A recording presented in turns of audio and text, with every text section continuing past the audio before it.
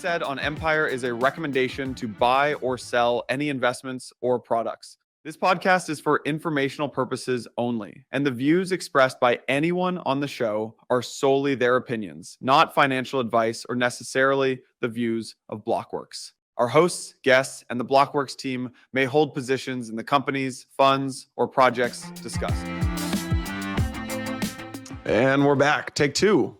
Roundup, baby. Rob, Santi, what's up? Excited to be here. How we doing, gents?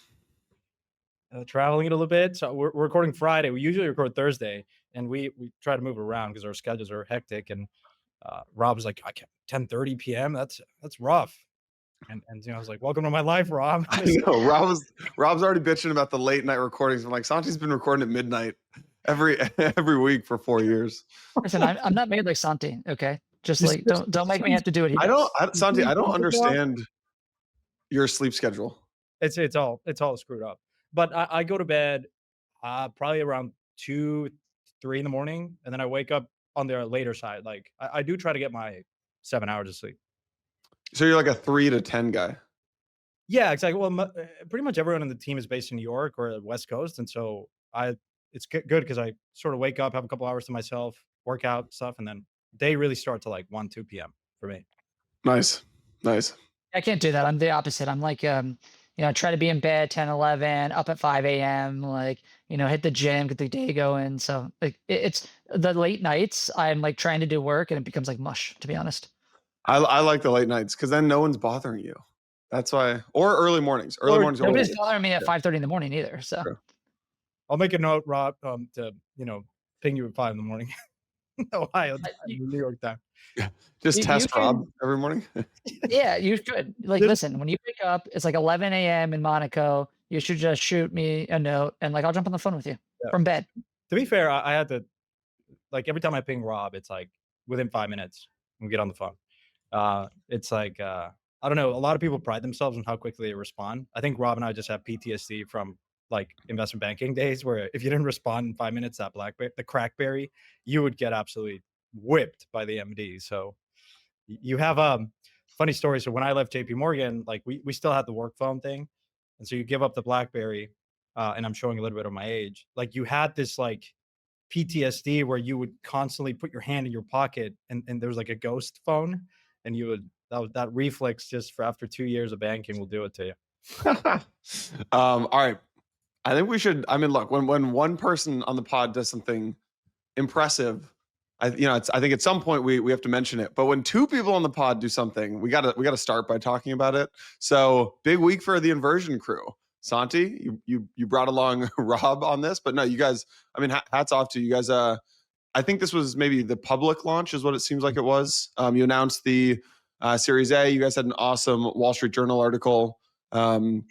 Actually a great Wall Street Journal article. I'm going to share it on YouTube for anyone who's watching on YouTube, but if you're listening on Spotify or Apple, I can read the beginning of it. It says, this startup thinks private equity style deals will kickstart crypto adoption. Inversion Labs plans to acquire low margin companies and outfit them with blockchain to turbocharge efficiency.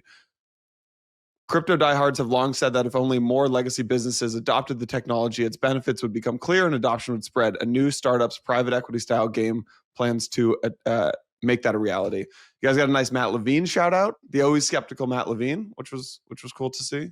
And you got in bed with our friend Rob, so nicely done. Yeah, thank you. Well, I don't know, Rob, if you want to kick in, but yeah, it was great. We wanted Mark, the author of the Wall Street Journal, really got it. We spent like an hour with him, and it's rare to find like journalists to really get the story. What we're trying to do at Inversion is not super simple or straightforward, but I thought it was a great piece. Shout out to Mark, and then Matt Levine covered us, and it was great because we didn't reach out to him, and I think he skews skeptical of crypto, and I think the way he portrayed it, something along the lines of, I hadn't really thought about this, but this actually makes sense, and so. It was great. And then he copy pasted one of my lines there and used it for money stuff. But no, more importantly, look, it's super exciting. We obviously closed around earlier this year and brought on some phenomenal partners. But Dragonfly was a clear choice, for a variety of reasons, not to pump up Rob too much. But it was like I remember it was early this year. Reached out to these guys, and within like again a couple of minutes they respond. That was like a Sunday. We're on the phone Monday. Had a really good call. Wednesday had a follow up, and I think like it's just the pace of just do you find an investor that really gets it and is very vested, and you really get that from the very beginning. And um, so it's been a great journey. They've been incredibly helpful. I don't know. There's a lot Yeah. to say, but I'll pause there because Rob has something to say. I actually remember, Santi, after you spoke with Dragonfly, you're like, you were talking to all kind of the players, and you're like, oh, that's the one. They get it. They really get it. They see the vision. They see the 10-year vision. So, Rob, maybe like what clicked for you with Inversion? Yeah. So I'm going to say one thing where, Yano, you said, we have to talk about this topic because two people did something great. I just want to make very clear, we didn't do anything and I didn't do anything. Like it is our pleasure to be at the service of, our founders. Right. And so like when founders like Santi decide to work with us, like that's extremely exciting. But we're providing capital. My job's easy. Santi's job is hard. He's the founder. Right. And so we didn't do anything yet. We're just here and to be helpful and to be along for the ride. I think in terms of your second question, which is like, what did we see? Obviously known Santi for a little bit. Yano, you and I have known each other for a little bit. We've talked about how should we bring crypto to the masses, right? That's been a topic of conversation or on the minds of, I think, all three of us for a long time. The way of which we do that has been different, or the way of which we do that has been unclear at times. But when Santi started talking about, I believe there is this opportunity to take traditional businesses and have value creation through blockchain and crypto rails, especially utilizing things like stablecoins, especially utilizing things like DePIN. That was obvious to me from the get-go, just how um, ambitious it was, but how if it worked, what the opportunity could look like, and it's massive, right? And so I think he's the right person. I think it's the right time now that we're getting regulatory clarity, that we're getting kind of institutional buy-in, and I'm could not be more excited to be along for the ride and to be helping Santi, kind of help build this thing in any way that I can. Yep. And just to kind of add a little bit more storytelling and behind the scenes. Look, I wanted to work with people that I'd known for a while. And most of the folks, you included, Yano, like it's people that I've known for many years. And I've known Dragonfly through Parify days, and then we've done a lot of investments together, and we just share the same thesis. And it's really that like it was hard to bring on anyone else that just I think everyone that participated has this idea that enough is enough. Like we don't want to wait another 10 years to get more users on chain. And it really comes from this like passion, which is we're doing all of these investments in great teams across DeFi, stablecoin infrastructure, settlement layers, more consumer facing stuff. And all of those founders, as I look through my portfolio, went under because there's just not enough users, active users on chain. And I come to I'm at a JP Morgan event here, and it's always the same kind of conversation with people. It's like we get crypto, but it's all speculation, it's all Bitcoin and or meme coins. And I think it's just a great disservice to a lot of the really good technology that's being built. And now is really the time to just bring more usage, more real users on chain. And I think the name of the company just really embodies how we think about doing that, of hacking our way to mainstream adoption. Because God, it would really suck if we're 5 years, fast forward 5 years and we still don't have many users beyond just traders, and all these teams just flop.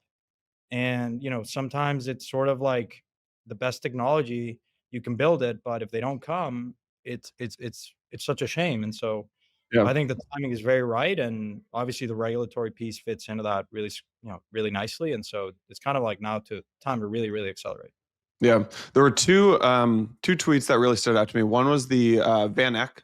So Van Eck invested. I always love Van Eck does these one-page memos on their investments. I really really like them. I think they're great. I think other venture firms should think about doing these. But they said why we're investing: A founder worth breaking the rules for. B distribution first design. I thought this was really interesting. A lot of the other chains compete for developers. And they wrote, Inversion doesn't compete for developers. In a world where block space is a commodity, Inversion acquires high quality user bases that benefit from embedded finance applications where crypto can be most competitive. 3, on-chain GDP over speculative TVL. By accruing value from cash generating businesses, Inversion operates differentiated network activity from day one. And 4 is crypto as infrastructure, not ideology. So I thought this was interesting. I also thought, I don't know who this is. I don't know Firestreak VC or Walter, but yeah. Yeah, Walter's a legend. He's an advisor. He was a senior managing partner at Summit, done a lot of private equity deals, and yeah, incredibly hungry. I mean, he's worth a couple billion, and just the guy responds in 2 minutes, and he's been super helpful as well. yeah, so he said, over my 40 years of investing, it's rare to encounter a truly radical new approach to private equity. And this was a theme I think that came up over and over again from I think a lot of the people that backed you who are not in crypto, traditional capital allocators, is a new approach to private equity. And actually, someone reached out when they saw the Matt Levine piece. The guy's probably 65. He's been running a private equity firm for 30 years. He doesn't know you. He's never listened to the podcast. But he said, "Do you know this company?" And he runs a private equity firm. And he said, "Look, private equity is at a it's a tough business to be in right now. It was a really amazing business for the last 40 years, 30 years. And now it's really, really tough." He said, "It's never been tougher for me to run my private equity firm." And he said, I don't get crypto, I don't get the blockchain, but can you explain to me what this business is doing? Because me as the owner of this private equity firm, I'm in a really tricky position. Yeah. Yeah. Look, again, I'm at this family office event at JP Morgan. They're talking about private equity and asset classes to invest in. And to your point, the returns of private equity funds have not been great. And they've relied too much on financial engineering. Rates are high. And the reality is there's very few private equity funds that have really developed technological expertise for value creation. And, you have Silver Lakes of the world and Vista, in my mind, are some of the best because they've really gone deep in the technology side to create value. And that's really what we try to do here, which is there's this thing called blockchain that, we believe that can really be adopted at scale for enterprises and cut costs and radically change unit economics. And that's really the opportunity as we think about more businesses using this technology and creating a lot of value that way. And it really coincides with, as we think about investing over the next 5-10 years, the opportunity set's really interesting. You have a lot of companies that have been bought by private equity funds that they haven't really made more efficient. I think there's a staggering number of companies in the private markets that are looking for a buyer, and we'll be there. We're looking at them. It's just a really exciting time to be thinking about this type of strategy. And I guess for crypto native people, a lot of times we get asked like, why is it about private equity? Like, why do you need this thing? Why can't you just, you know, just do it how the rest of the industry is doing, which is trying to convince businesses to adopt the technology. And it's like, even though you've had regulatory clarity, Rob, this is maybe something that you can comment on. The reality is at the board level, it still moves incredibly slow. And businesses just have always been slow to adopt technology. Like look at the internet over the last 20 years. That was Silver Lake's really business model, which was tech enabled. Let's like transform businesses with technology, with software, and they were phenomenally successful. They're still finding companies, family owned businesses that have just been slow to adopt technology, from just standard CRM stuff to AI. Well, what I love about Silver Lake is Glenn Hutchins' son runs a crypto fund. Yeah. And so that's really very interesting, which is boards are going to be slow. Management teams are going to be slow for a variety of reasons. When you acquire and have control of the business, you're not asking anyone for permission. And that's really kind of a necessary component here to drive the transformation that we see for these businesses. Yeah, one of the things I think is important here, though, is you're right that boards they're slow, right?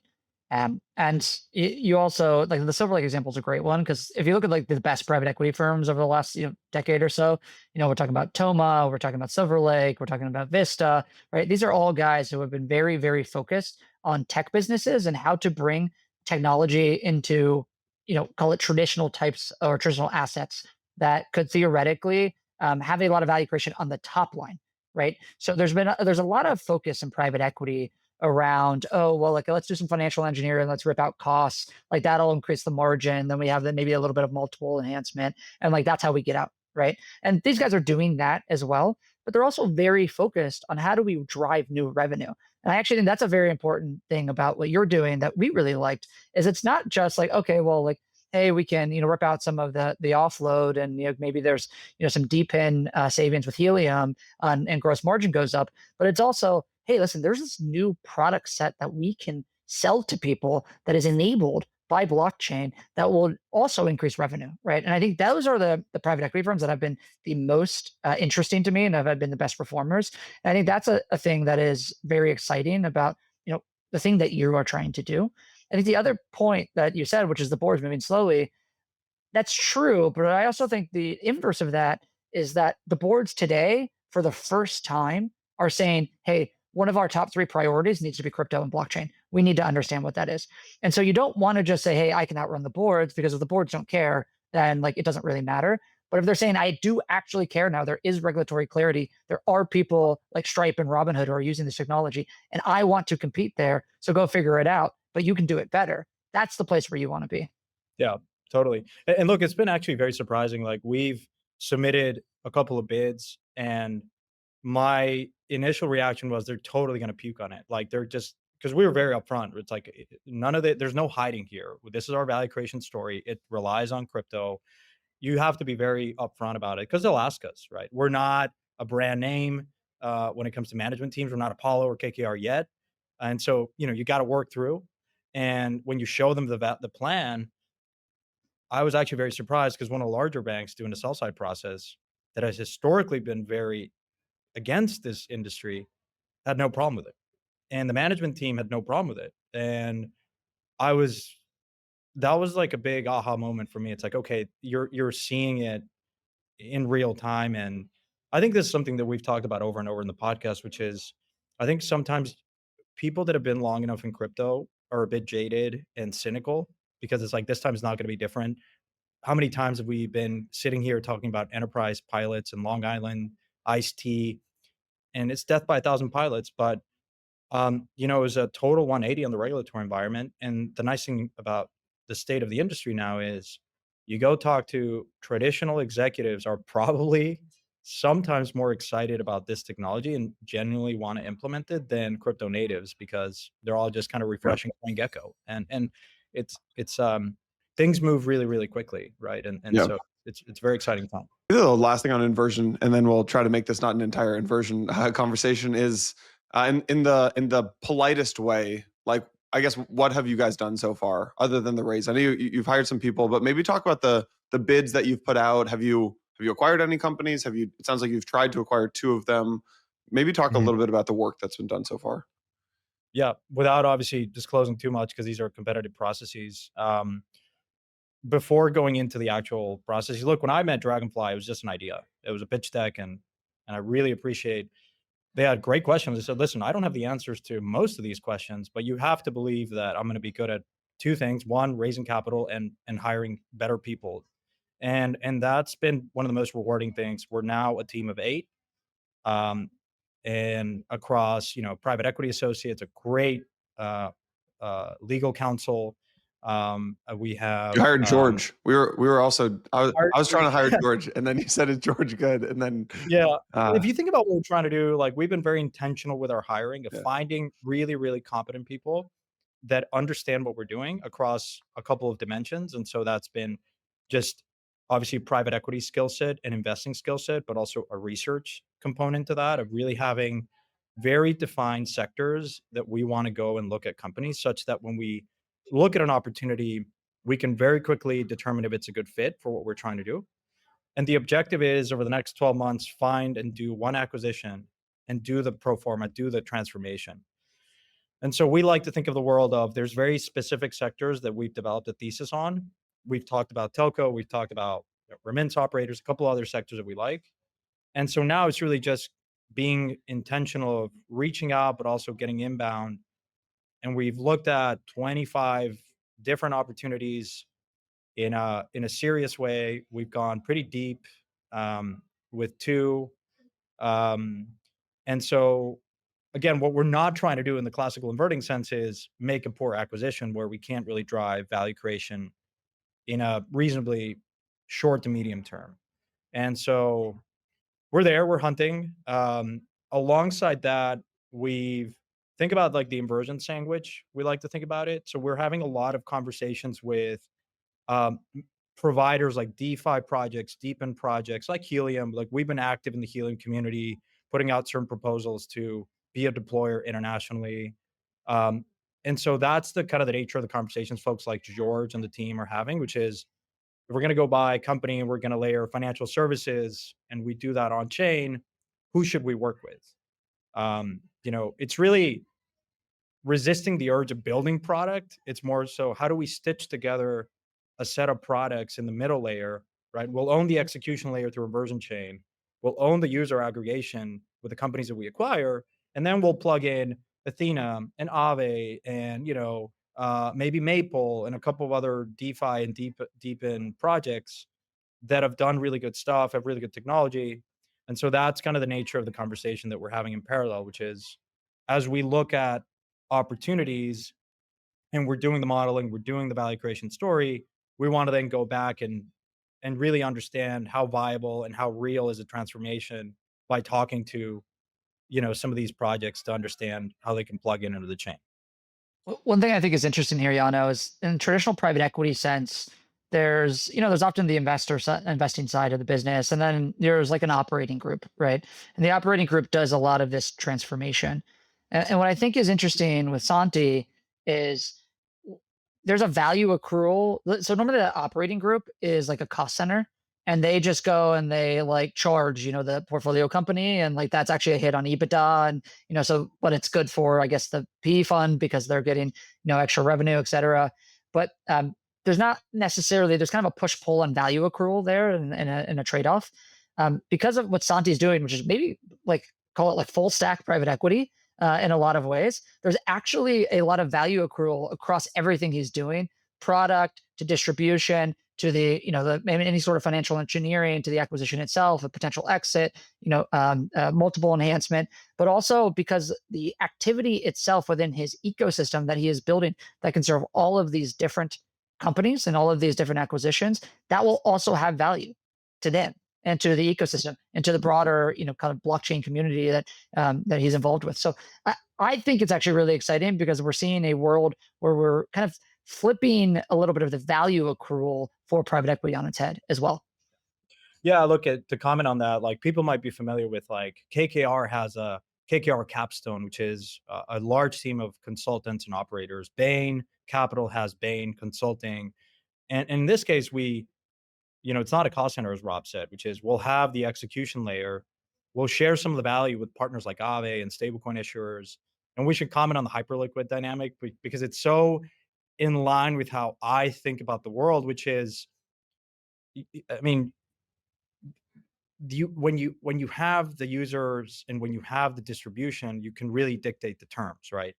And that's a position that I want to get to, which is if we acquire really good businesses where we have a lot of connectivity with the end user, we'll curate the experience, and then whichever partners want to be a part of that, it's a very different discussion as opposed to a ghost chain that has no users and you're trying to convince a stablecoin issuer to deploy on your chain and be charged $5 or $10 million, and which I think Yeah. that's been really interesting to observe.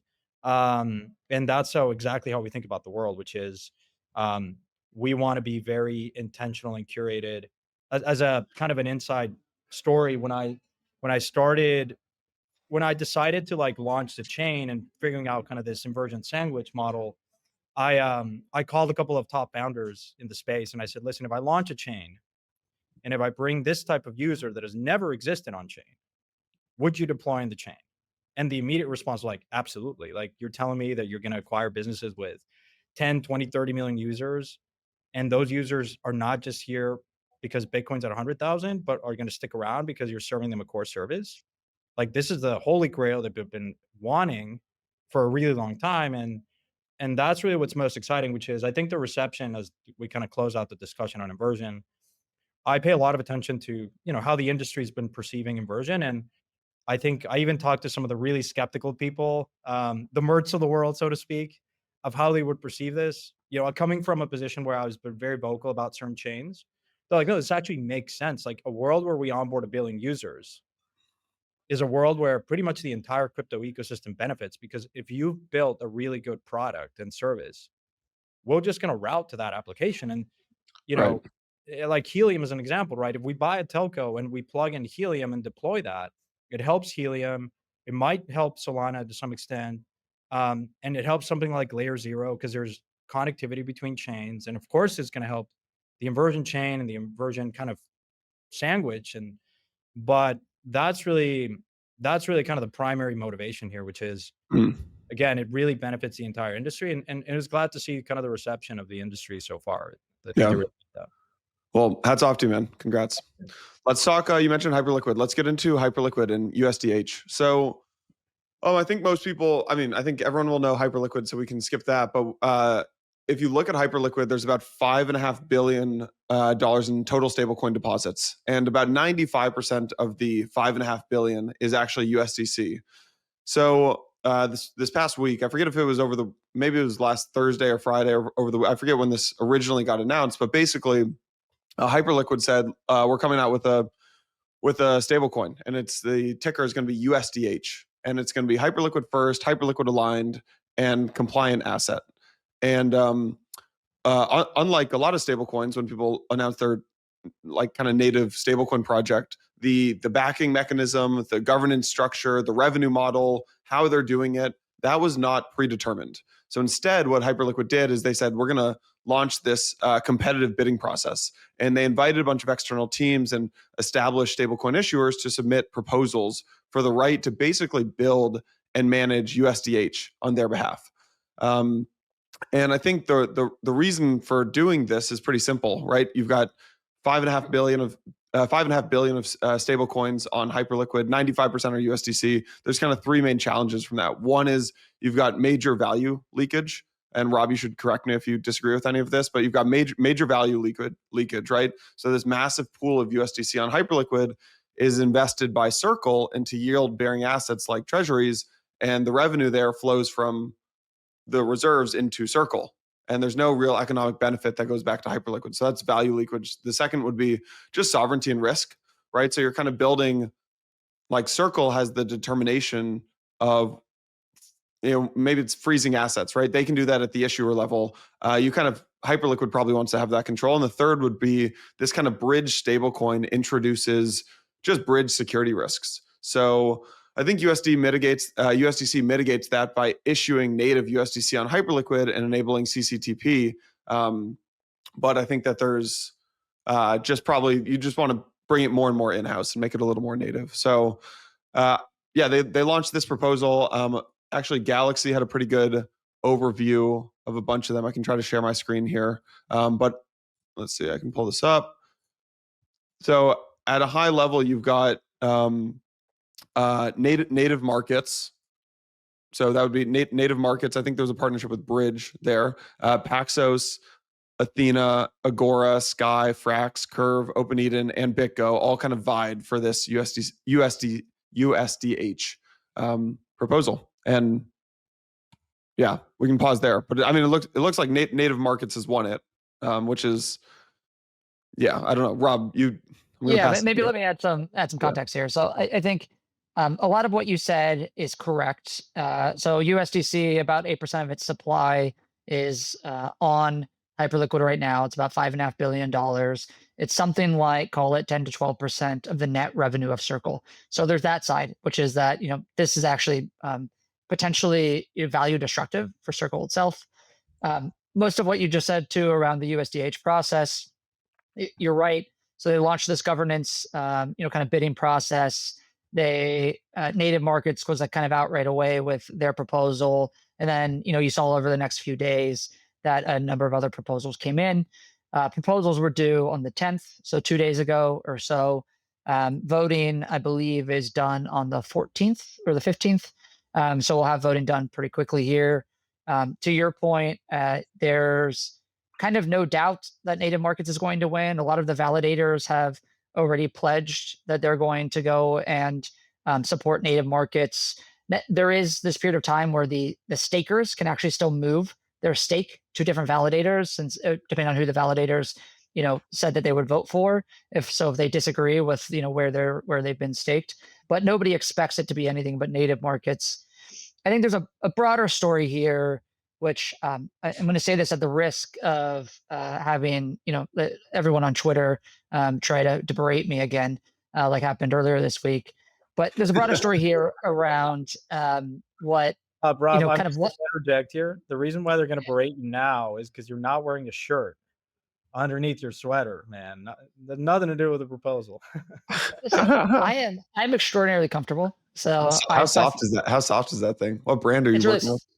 Yeah. It's Bloomingdale's for men, and Nice. I've got this sweater in like 7 colors, and I wear this all the time. So I will send you one, Santi. Don't worry, you can go shirtless. But right, we can keep going.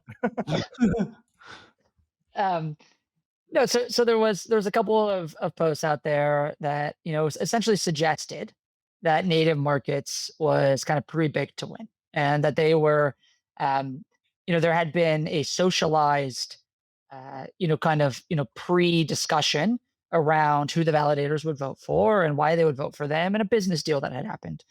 I can say confidently that just about everyone I know who is in the know all agrees that did happen, right?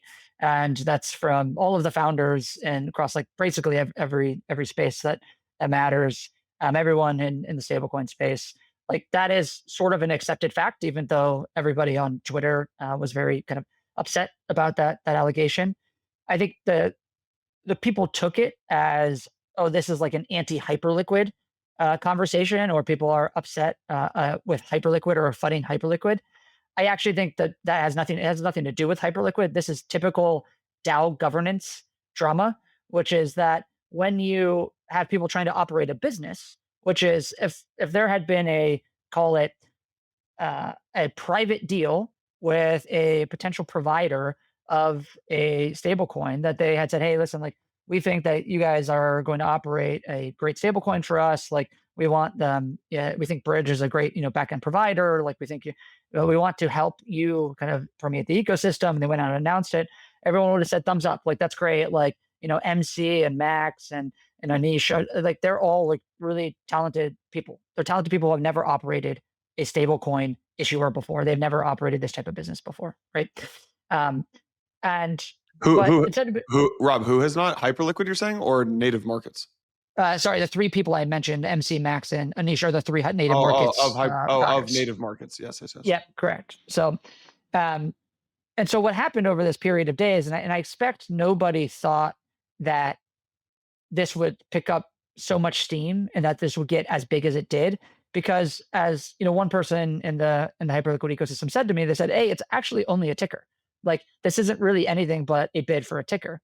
But what became really clear is the market did not believe that it was just a bid for a ticker. They believed it was a bid for the canonical stablecoin, which everyone would put their weight behind to try to displace USDC. And if that's true, then there's a lot of value to be made. And so every other stablecoin issuer is also going to want to make a bid and be part of that process. And so you saw a number of these kind of new proposals come out over the following few days. Native markets proposal dropped basically the second that the proposal went live, or the governance went live. So it was clear that they knew this was coming. And then you saw a proposal come from Paxos and from Athena and from Agora alongside Rain and MoonPay and EtherFi and a few others. Sky put out theirs. And as you started to read through the proposals, I mean, Paxos literally was guaranteeing distribution on Venmo, guaranteeing distribution on PayPal. You had PayPal. You had the corporate PayPal account tweeting out about the bidding for USDH. It was remarkable to see. Remarkable to see. This became such a big bidding war, and you had Athena talking about like how much, and Sky talking about sharing basically like all the revenue and maybe plus some because of their kind of a ways to earn additional yield. And when you started looking through the proposals, it became pretty clear that at least from an infrastructure perspective, from a technology perspective, from a distribution perspective, and also a potential future of genius compliance, that the native markets proposal from just product was probably not the best. And actually, I'll say more definitively, even though I'll get dragged online for this. It was definitely not the best proposal, and was probably, the third or fourth best proposal from those perspectives. But then you saw these validators, they went out and they said, hey, actually, we are going to still vote for this thing. And most of the conversation. Rob, sorry, I followed everything until you said that. Why is it, say it again, why is it not the best proposal from a product perspective? So I think there's a bunch of different moving parts here, right? So one is, okay, well, who is the actual issuer, right? So in the native markets proposal, the issuer is Bridge, and Paxos, it's Paxos, right? And Athena, it's Athena, and Agora, it's Agora. There's a question around whether or not Bridge is, call it, the right issuer for a stablecoin, and why is that, right? So one is simply that Bridge is actually not a big issuer of stablecoins today. This is not something that is core to their business. They have all of their banking is done primarily at a bank called Lead Bank. Lead Bank is a bank with about $3 billion worth of assets. Circle has $5.5 billion worth of stablecoins already on Hyperliquid. Of course, their reserves are not going to sit at Lead, but the reserves will probably sit at BlackRock and a few other custodians. But there's just sort of a counterparty risk perspective that's inherent there. That's actually not inherent in Paxos, and it's not inherent in Agora, who's using State Street and VanEck. Then there's a revenue split perspective. They were actually saying that they were going to put 50% into Hyperliquid fund, 50% into ecosystem growth more broadly. Kind of unclear exactly what that means. When you look at something like an Athena, they were going to basically, and I think Agora as well, they're basically going to give all of their net revenue to the assistant fund and maybe some hype buybacks. And so there was this economic point. Then there was a distribution point, which Paxos, I think, almost certainly wins when we have the corporate PayPal account deciding to tweet about it and guaranteeing listing there. You have a partnership perspective, which is that there's all of these partners around the table, people like Raincard, who's by far and away the biggest and best stablecoin card issuer, who would work with Paxos and Agora and probably Athena, but they're not going to work with Bridge because Bridge is kind of a competitor to them, and they have their own card that nobody really uses, but is something that they decide to try to distribute. And so there's kind of little pieces and a bunch of different little places that I think make it in the collective probably not the best proposal. I think there's been this debate right now around Genius ready or Genius Act ready or Genius Act compliant, right? So Bridge is they issue their stablecoin globally, including in the US, using a state MTL. It is very clear that a state MTL is not going to be Genius Act compliant. It is also probably true that a state MTL should today not be allowed them to actually issuing a stablecoin to U.S. peoples. They're taking a lot of risks there, and depending on who you ask, some people would say that's downright illegal. Some people would say that's taking risk. But there's a lot of conversation around that. They obviously have great legal counsel, so I'm sure they feel comfortable doing that. But people like Paxos, who already have their NYDFS charter, it's clear that they will be Genius compliant in the future.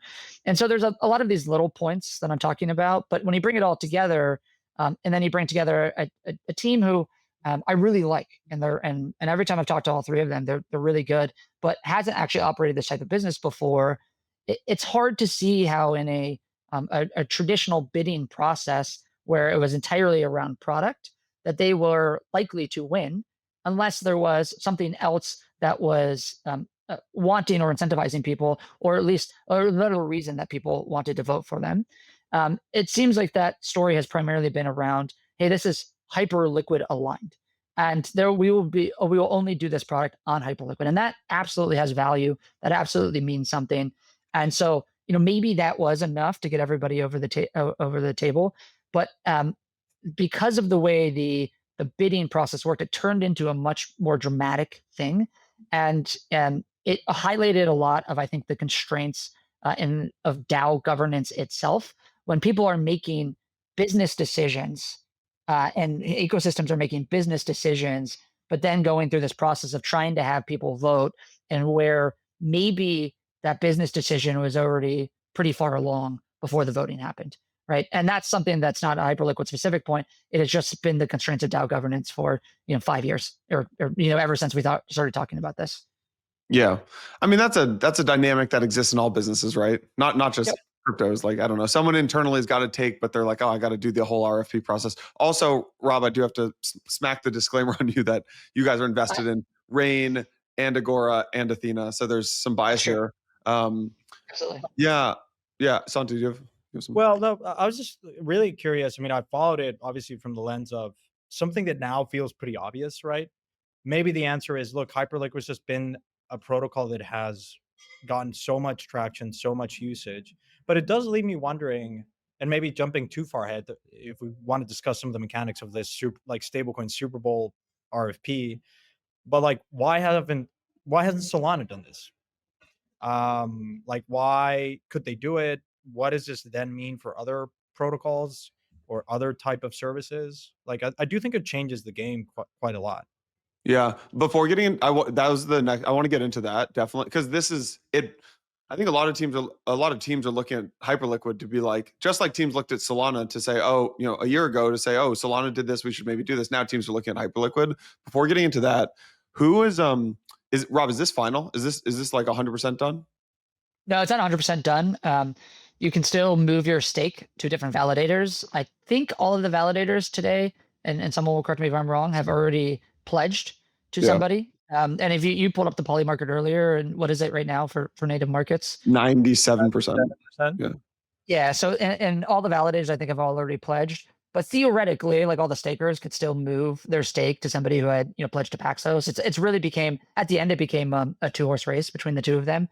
But like that's clearly not going to happen. So it's all but done.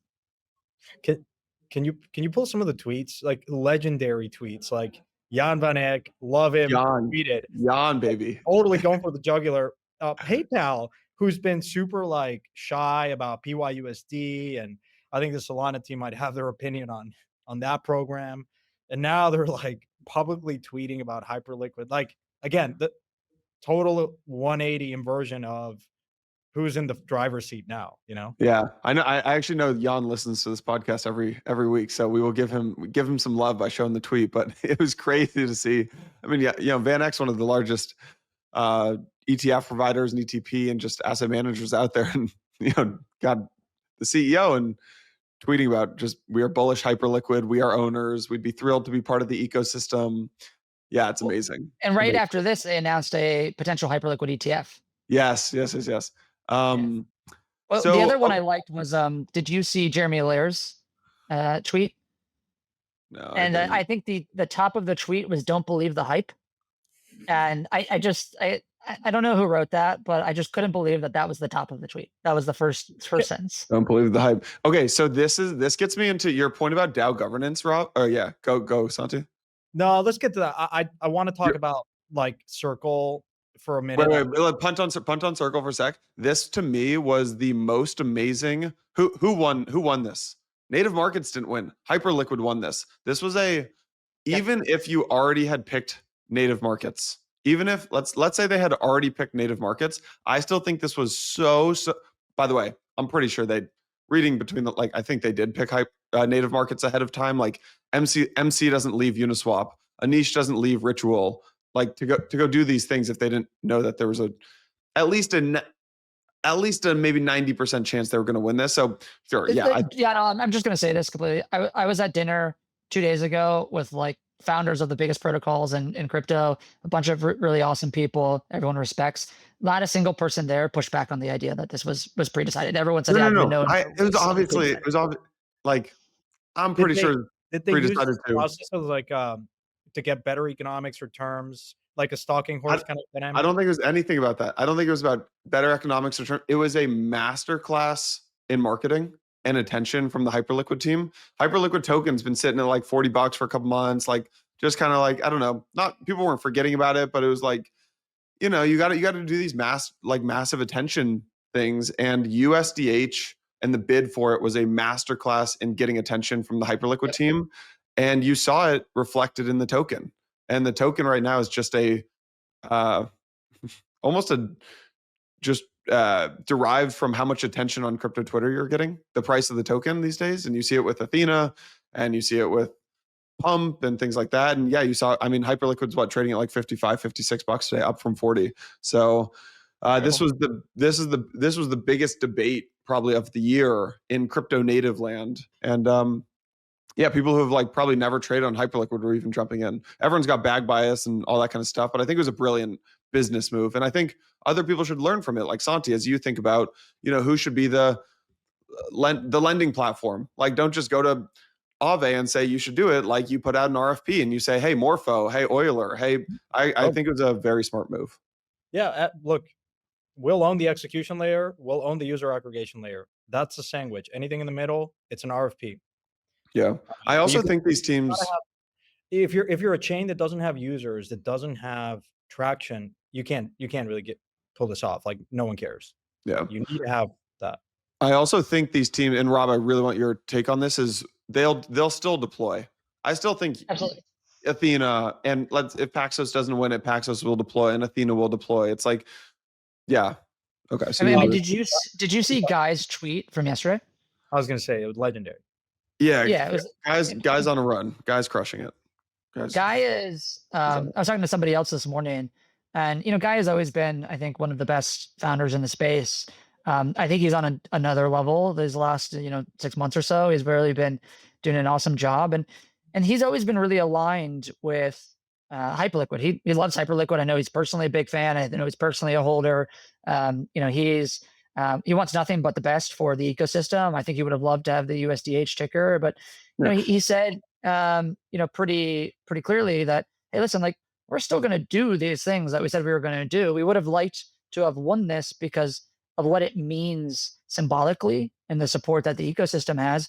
But in short, I think he actually ends his Twitter or his tweet here with a sentence that says, in short, we will do what we have done or what we have always done since day one, outcompete everyone else on product regardless.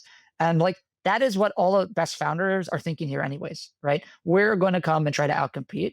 And so I loved this post. I know he wants to be a big supporter of the ecosystem. I know he wants to continue. He wants Hyperliquid to do really well, no matter who it is. But yeah, he wants USDE to be, a canonical stablecoin that everybody wants to use on Hyperliquid, and he's going to push that and compete for that as hard as he can.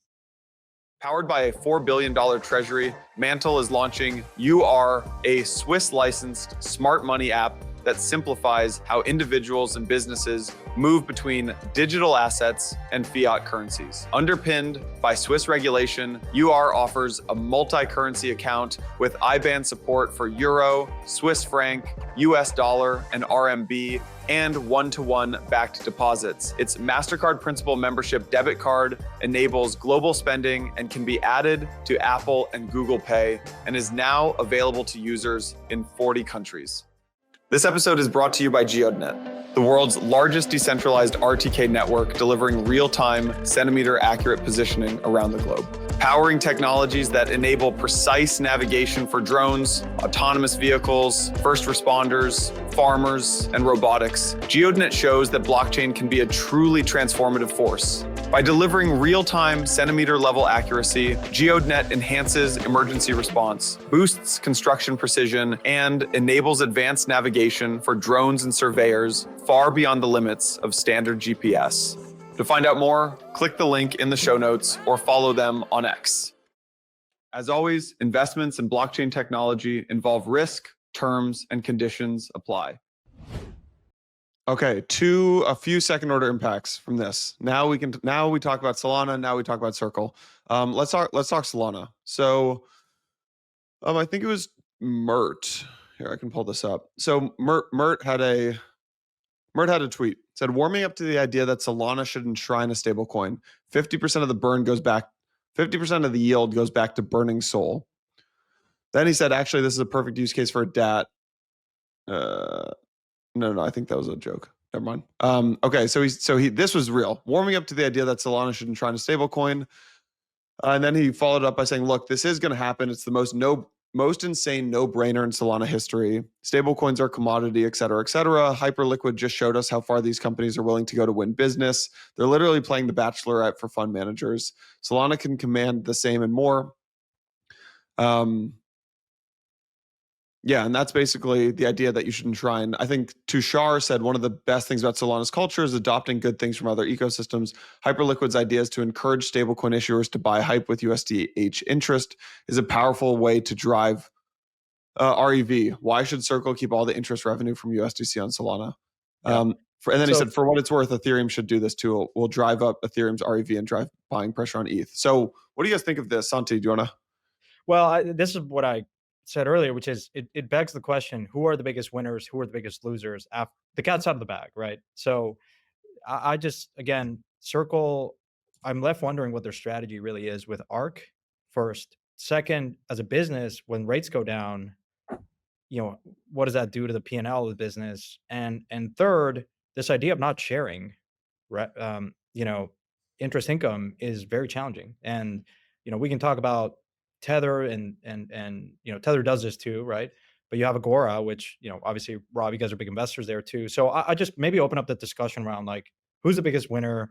What does that mean for some of the, and is the public market actually going to really understand this nuance or not? It'll show up in the numbers eventually, right? So like Circle's in a tough spot. And I just messaged Jeremy. I said, you should come on the podcast because I feel like we keep talking about it and we should just ask him these tough questions. But right now, if you have huge distribution, you're Hyperliquid or Coinbase, or maybe not Coinbase, but Binance or OKX or anyone else, there's no reason to use USDC unless they share a huge part of the revenue, right? So you can spin up a stablecoin in no time with, I think Agora lets you do that. M0 lets you do that. You can also allocate, Paxos, USD to products like Athena, right? And capture 100% of the revenue or 95% of the revenue. So Circle right now is sitting between a rock and a hard place. If they don't share revenue, they're going to lose market share. And if they do share revenue, their margins are going to suffer. So yeah, it was funny. USDH was happening and then Circle stock pumped like 15%, which shows it's pretty removed. But eventually this stuff does start to show up in the numbers. So I do think the biggest loser from this whole dynamic, I think, will be Circle. The biggest winner is I think Athena will do incredibly well here. I think people like Paxos, Agora, M0 will also do very well. Well, for Agora, this is Rob in your proposal, like Nick Van Eck had a good post about this, which is it's a race to the bottom. And Sam, I think from Frax also commented on that. Like, how do you think about that business model in this competitive dynamic? Yeah. So this is absolutely true, right? So the yield on the T-bills is clearly not a way in which these stablecoin issuers will be able to grow over time, right? So Tether famously still gives away basically zero yield. Everybody else now is giving away the majority of their yield or the vast majority of their yield, right? So you look at, even Circle, right? They paid a bunch of money to Binance to get on Binance, right? They've ran they obviously give 50% of all their revenue to Coinbase, right? They're striking deals with a bunch of the fintechs in the space who are using them to share a bunch of the yield as well. And so it's clear that's going to continue to happen. Agora is doing it, M0 and Paxos and all these guys are going to be doing a ton of that. And so the question is then, how do these stablecoin issuers make a lot of money, right?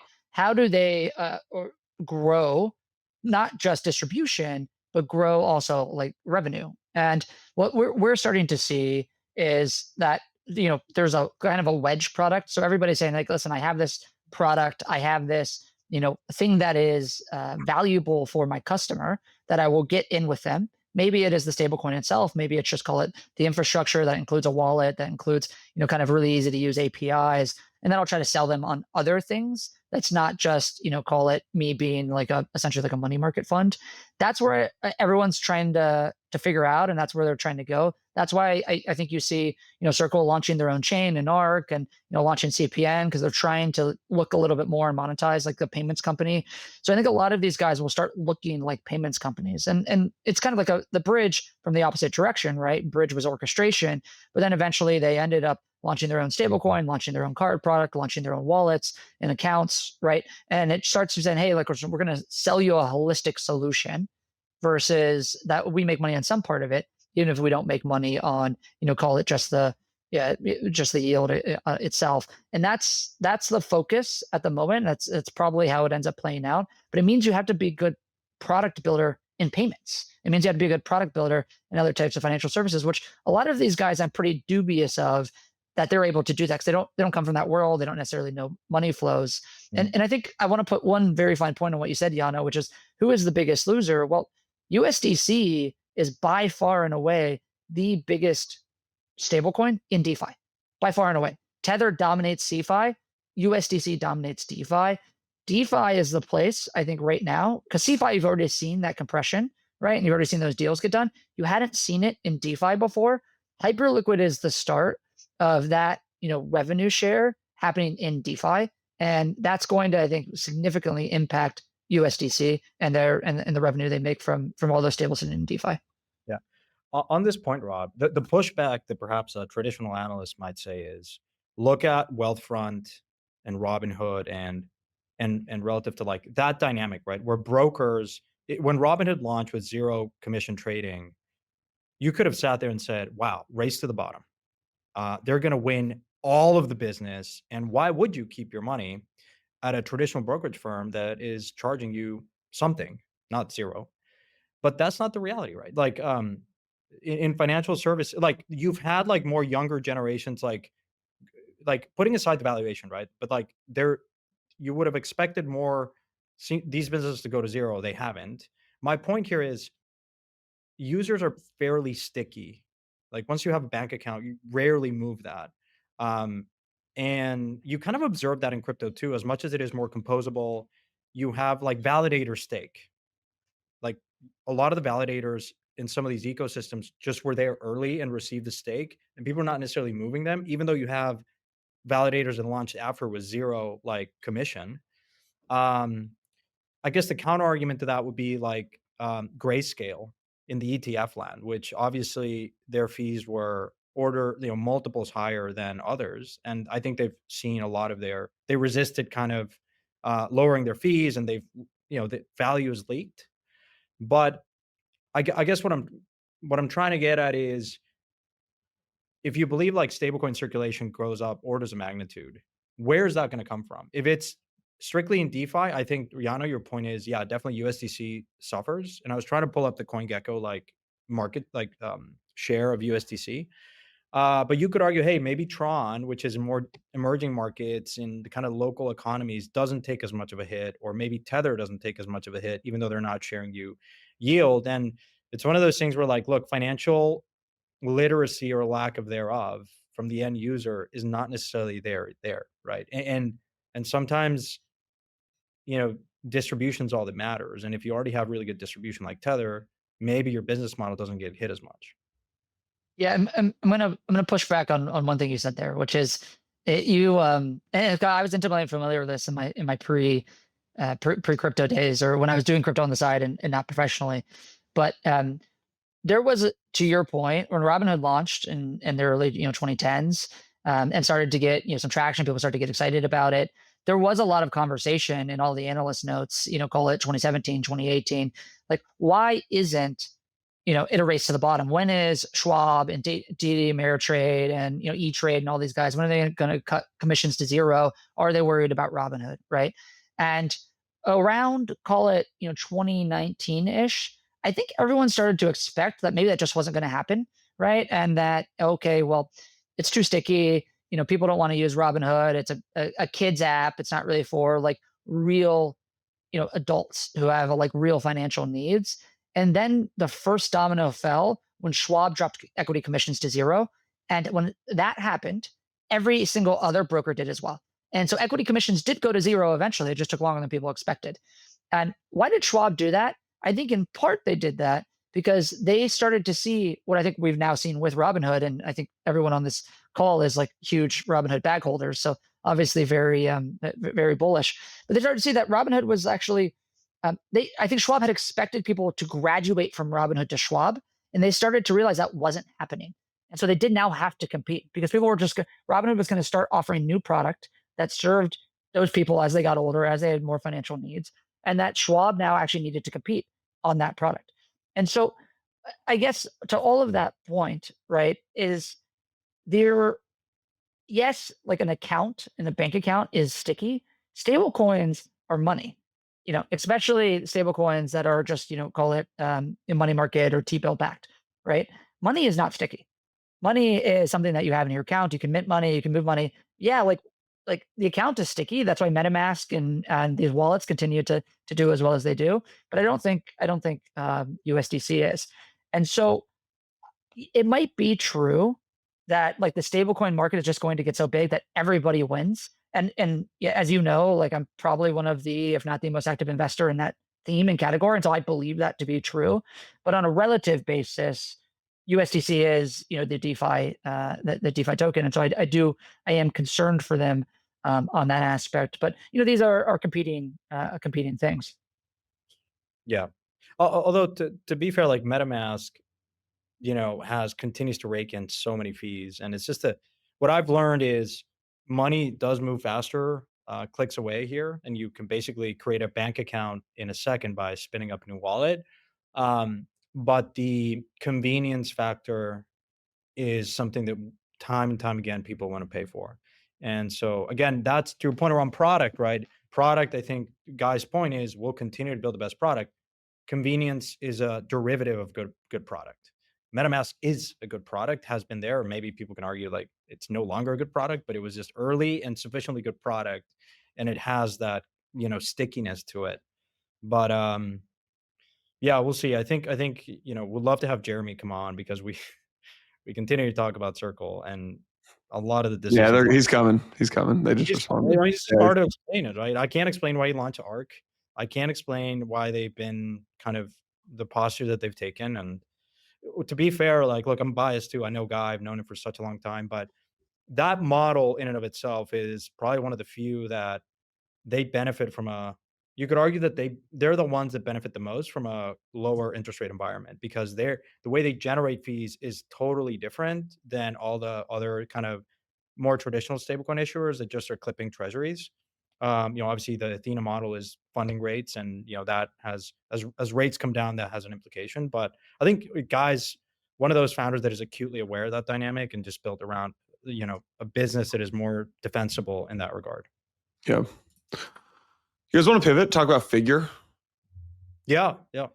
Yeah. So Figure's a company that I probably actually a lot of people listening will not know. Figure was started by a guy, Mike Cagney. If you guys know SoFi, Mike Cagney also is the founder, the co-founder, and I think ex-CEO, maybe current CEO of SoFi. So he started SoFi in 2011. Not the current CEO. He hasn't been there for a while. He hasn't been there for a while. Okay, so I think he left in 2017. I think maybe he's just on the board or something like that. Maybe not even involved. But so he left, took some time off. He then started Figure in 2021 or 2022, something like that. Figure is now one of the largest providers of HELOCs in the world, or at least in the US, home equity line of credits. The interesting thing about Figure is they have built their own chain called Provenance. And this is very, when I think about inversion, and Santi, when you originally started bringing up inversion to me, the company that first actually weirdly came to mind was Figure, because I've had a couple calls with Cagney now and got to know him over the years a little bit. And I've spoken to Das before, and he said, look, our cost structure is just so much lower than any of our competitors because we process every transaction on chain. And it's on our own blockchain called Provenance. And so they just went public, 6 or 7.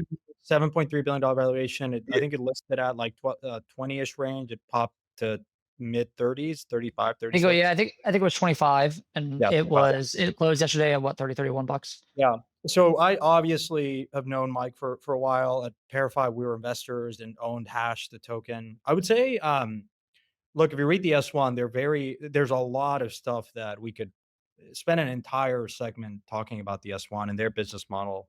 But you're certainly right. When they have roughly 15 billion of RWAs, of home equity lines of credit, they're by far and away the largest issuer of RWAs.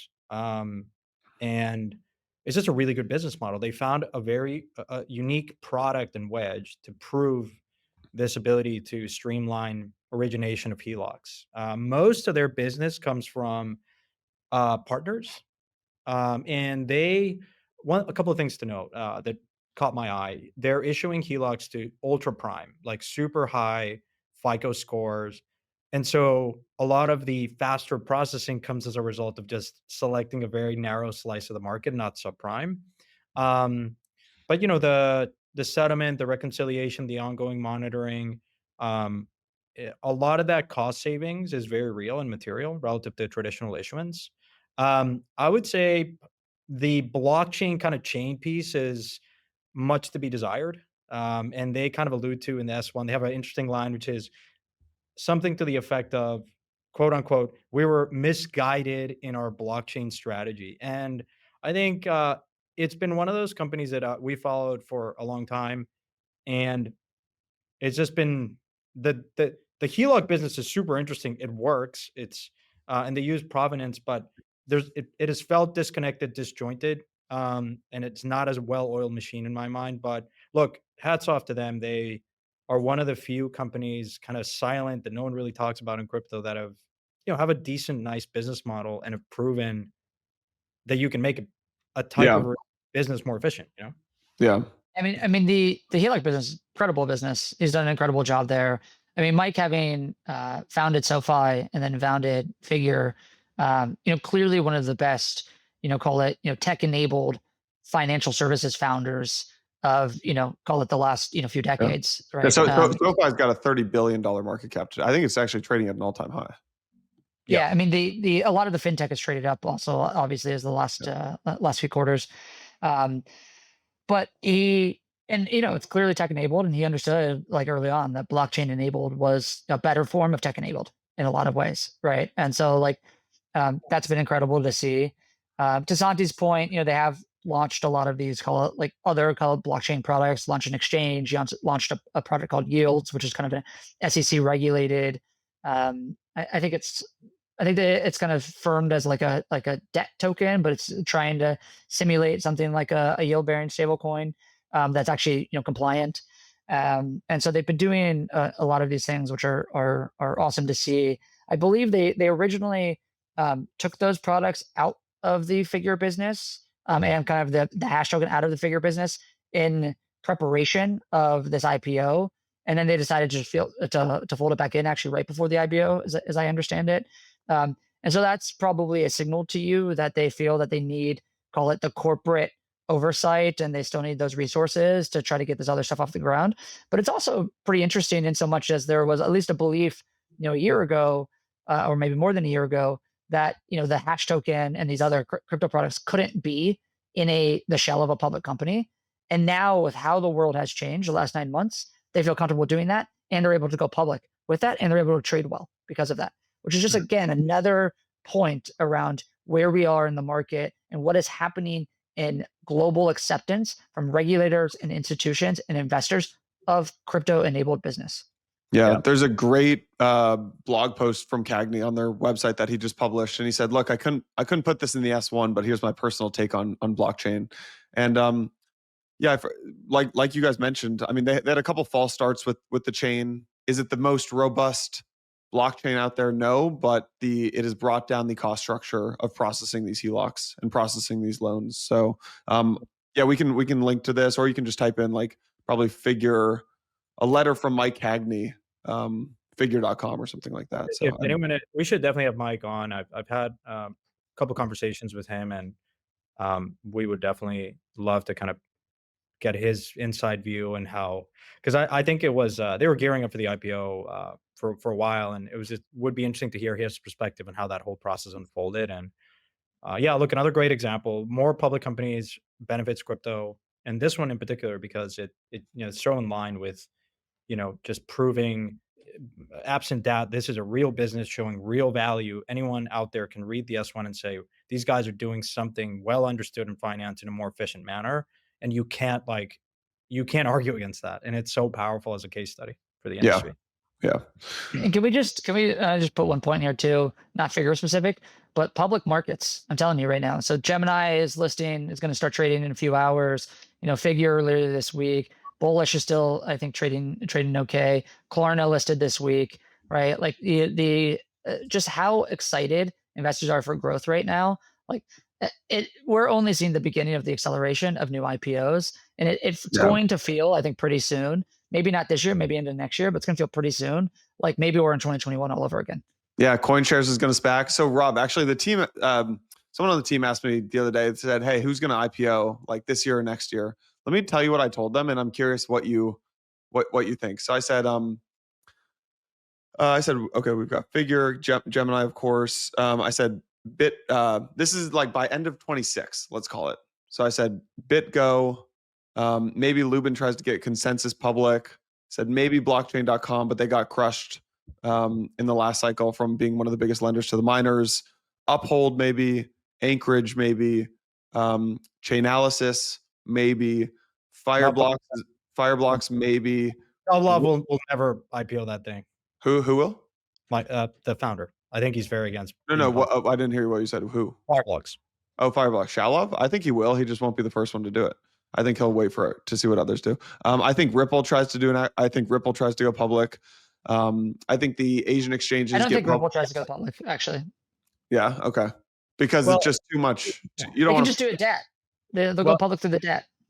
Here's the thing, guys. Like, no, but once they have Hidden Road and all these other businesses, you've got to you actually have an IPOable business. I know you were intimately involved with Hidden Road, but one observation here is, let's maybe as a companies that should not go public, because I think this is something that people are going to realize. Like, sometimes it's better to stay in the private markets, and that is just, again, private equity. There's a reason why you take companies private, to execute on a strategy. Like, the market is a voting machine in the near term, and that is very distracting when you want to execute on the long term. And look, go talk to Michael Dell and why he took Dell private.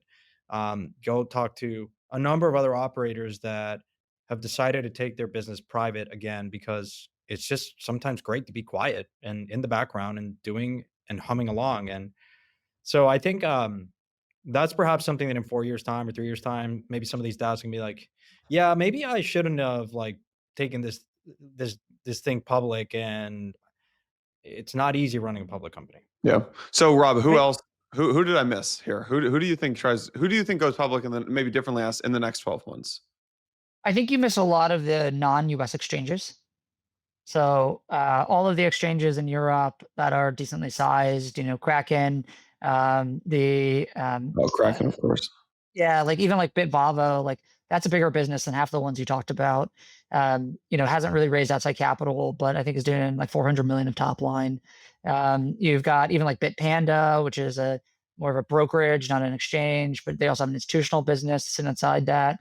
You've got people like maybe Falcon X will try, raised a big round before.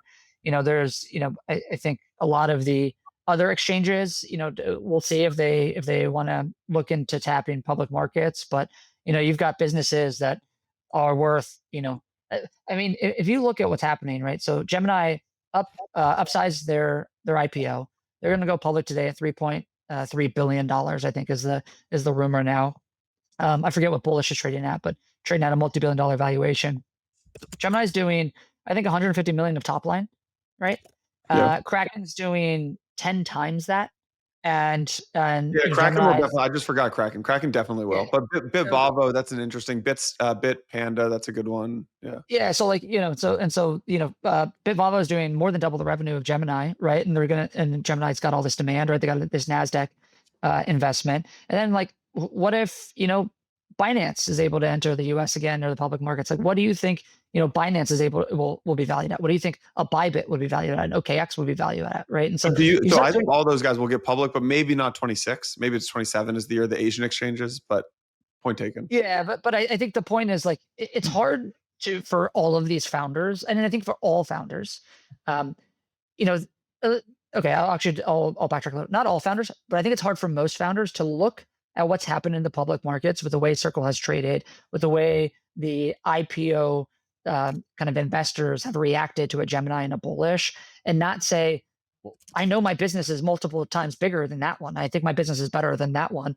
And I've got this, mark in the private market. I should just go public, right? Because a lot of these guys we're talking about are, exponentially bigger than the people who are going public now and trading really well, right? And so I do think there is a bit of a forcing function in a lot of ways, and so I think we'll start to see, a snowball pick up because of what we've seen happen in the public markets right now.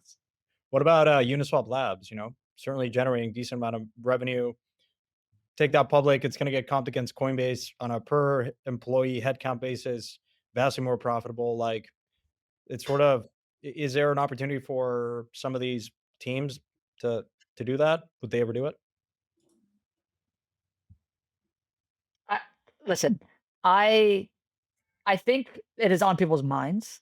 I have heard people mention it as potentially something that they could do.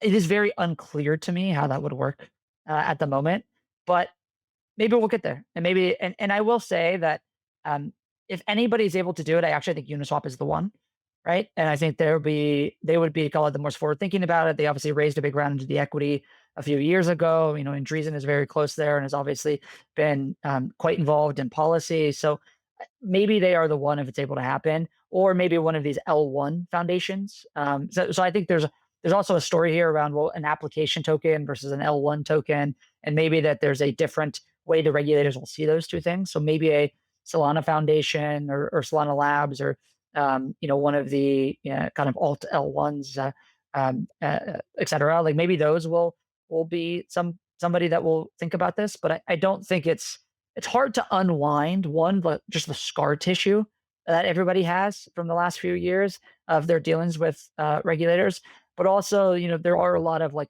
tax and like legal implications of what they've set up to date, and trying to rip some of that out and do some sort of public listing, I think would be very involved and would be probably something that was being done for as much as ideological reasons as it had been actually like value accretive to them due to all of the friction costs. Yeah. Gents, anything else you guys want to talk through? I'm just trying to know what fucking weird content Rob has lined up this week. All right. Content of the week, baby. Rob, what do you got for us? All right. Bugonia. It's the new Yorgos Lanthimos film. It's I don't know if anybody knows Yorgos, but he's done a lot of like weird movies that have done really well at film festivals. It's kind of a black comedy. It's primarily about a couple of like guys who kidnap a CEO and I think maybe a CEO's daughter as well, because they believe that she's an alien that's like trying to destroy the world. It's kind of like a satirist comedy. I'm a big Yorgos fan, and all of his movies. So a lot of great buzz coming out of the Venice Film Festival. So there's your fiction content of the week. There you go. Rob, when do you is this like a weeknight movie night, or is this like Friday night? When do you get these movies in? Yeah, so Friday, Saturday nights, I'm like I think as Santi knows, as he mentioned earlier in the pod, I do respond a lot to my founders, and so I try to on those Friday and Saturday nights when I know they're out partying, like sit home at my on my couch and watch some film. Rob, I'm gonna light you up on Friday at 9 p.m. man. I'm gonna do the auto send, like scheduled send at like 9:05 p.m. on a Friday. Gosh, Laura's not gonna like that, Santi. Oh no, okay, maybe on that basis I won't. But so on the content stuff, I will say a shout out to People Pleaser, because she won an Emmy for her, I think it was White Rabbit is her company. She's been doing like some pretty funky stuff. And I saw on social that she won an Emmy award for like creative, like young creative category. Maybe Yana, you can pull it up. But I mean, obviously I was one of the original like group that started Pleaser DAO. We were bidding on people pleasers like Uniswap, NFT, and got to know her through that work, and pretty amazing to see it again. It's pretty cool. Yeah, I mean, pinned on the Instagram. Yeah. Oh yeah, pretty crazy. Yeah, honestly, pretty great. I haven't seen it, so I kind of want to go see it now. So yeah, it's been pretty cool to see, and shout out to People Pleaser for that. Yeah, I gotta go watch it. Oh man, I have by far the lamest recommendation of all of you guys. Darn, that's a bummer. but per usual. I went down a weird Novak Djokovic rabbit hole. So I knew very little about Novak, and I was watching the US Open, week or two ago, and so I was like, I don't really like this guy, and I was like, I don't really know much about Novak. Went down a Novak rabbit hole. He is listened to like 4 hours of podcast with him. He's incredibly like spiritual and just like high vibration, and just a very he talks a lot about like how it's tennis at that level is not a physical game anymore. It's entirely a mental game. And just have a lot of respect for the guy after listening to it. And it made me think about just running. I think there's a lot of similarities with running a business or being a founder and being a professional athlete sometimes. I'm probably going to get shit for that comment, but yeah. There's it's funny you say that because, as you know, Mathilde loves tennis, but Djokovic is one of the players that he's 36 or 37. It's impressive that he's performing at that level. He is like Tom Brady, follows an incredibly regimented diet and cryo, like all of these things. But if you look at like Alcaraz or even Sinner, they look like they're 30, but they're 21. And tennis, I hadn't really appreciated this, but tennis is not only an incredibly physically degrading sport. You would have thought that like, these guys like look fairly young, but they all look incredibly old for their age. But it's probably one of the most mentally challenging sports. Like, one of my favorite books is the autobiography Andrea Agassi. Mhm. You guys haven't, like, the guy at Djokovic had Agassi. I didn't know this. Had Agassi become his coach in Yep. 2019 or 2020, I think it was. Yeah. There's so that one's really good, the autobiography, and then there's the commencement. I think it's the commencement speech that Roger Federer did 1 or 2 years ago, where he talks about like his winning rate, which is like 51%. He's like, you just got to keep at it. And you would have thought that one of the greats had like an 86% win rate, and it's just remarkable to see that. Yeah. And so, yeah, it's a fascinating sport. To be honest, I didn't really know much about it, but I've like paid more attention to it over the years. Yeah. Cool. That's the pod. Thanks for listening, folks. We will actually we might be taking Monday off from an episode. If we do, we'll see you next Friday for the roundup. Should we do a crew neck, like quarter sip, like Empire sweaters that we can send to folks, and we should have a gear like shop, as opposed to having. I did. Oh shoot, I actually forgot something. We got a few things wrong in the story. A few of the story dat people. We got a few things wrong in from the story dat from our conversation last week. So I'm going to drop some notes in the show notes. So if people want to, I got to revise some of our comments from the DAT conversation from last week, so people can see that in the show notes. So petition to less ads, more swag shop, and maybe we can use some of the proceeds to get Rob an undershirt or just a regular shirt for his quarter. Don't take this shit, man. Don't take this shit. All right, we're going to the weekend. This is incredibly comfortable. It looks great. Like, you guys can't hurt me. So. Can't hurt me. All right, folks. Have a nice weekend. Thanks for listening. We'll see you next week. That's good.